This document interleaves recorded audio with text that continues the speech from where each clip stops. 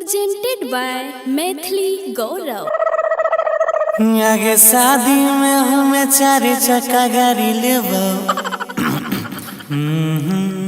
अरे केकरा फोन लगा रहल छी रे? अरे बकटा प्रिया के लगा रहल छी रे।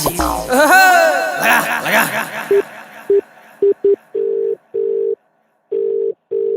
हेलो।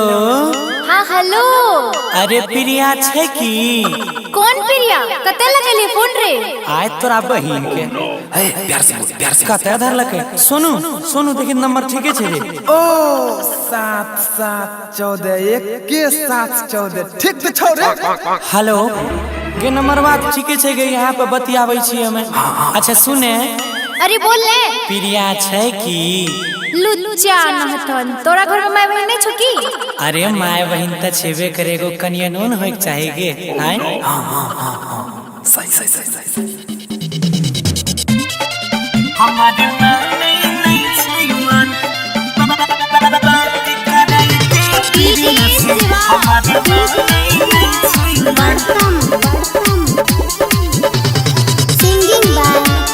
Singing by गौरव ठाकुर। ममता माही चिन्हे न छिया तो छहि बने न जन रे, किया छोरा छोटा हो करे छी परेशान रे, किया छोरा छोटा हो करे छी परेशान।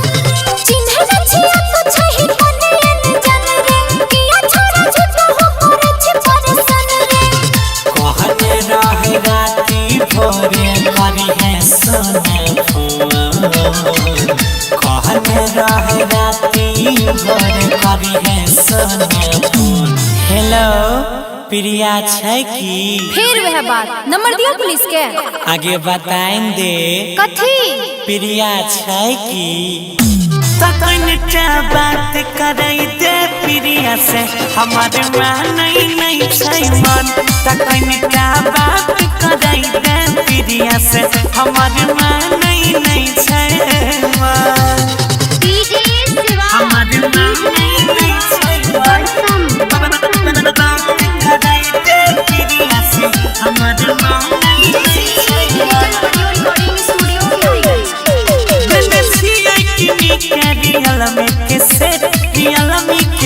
ये नंबर पे बात रोजी होइ छै भाड़ा पे, होइ छै भाड़ा पे। काल्हो त बात कइने छियै।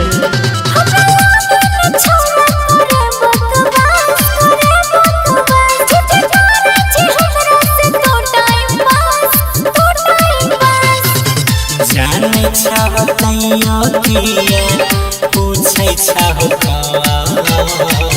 जाने चाहतैयो किए पूछै चाहो। हेलो हेलो हो आवाजो कटे छै। हेलो हाँ अरे प्रिया छै की? जोरे मुझौसा तकनटा बात करई दे प्रिया से, हमारा लागई नहीं छै मन।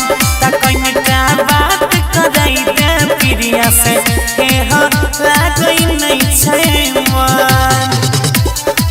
हमारा नहीं छै मन। बात करई दे प्रिया से, हमारा नहीं छै मन। चलो बगल में किया बोलै छाहो झूठ, बोलै छाहो झूठ। कुछ कहने मेरी है किया गेलै रूठ, किया गेलै रूठ। हो बाकी रुस गेलिगे।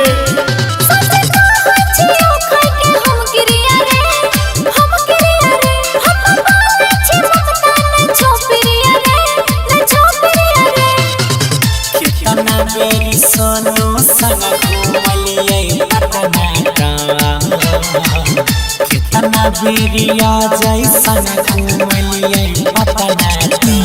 ए सोनू अजय बताही तो तोरा संग में प्रिया के पटना घुमैने छियो कि नहीं?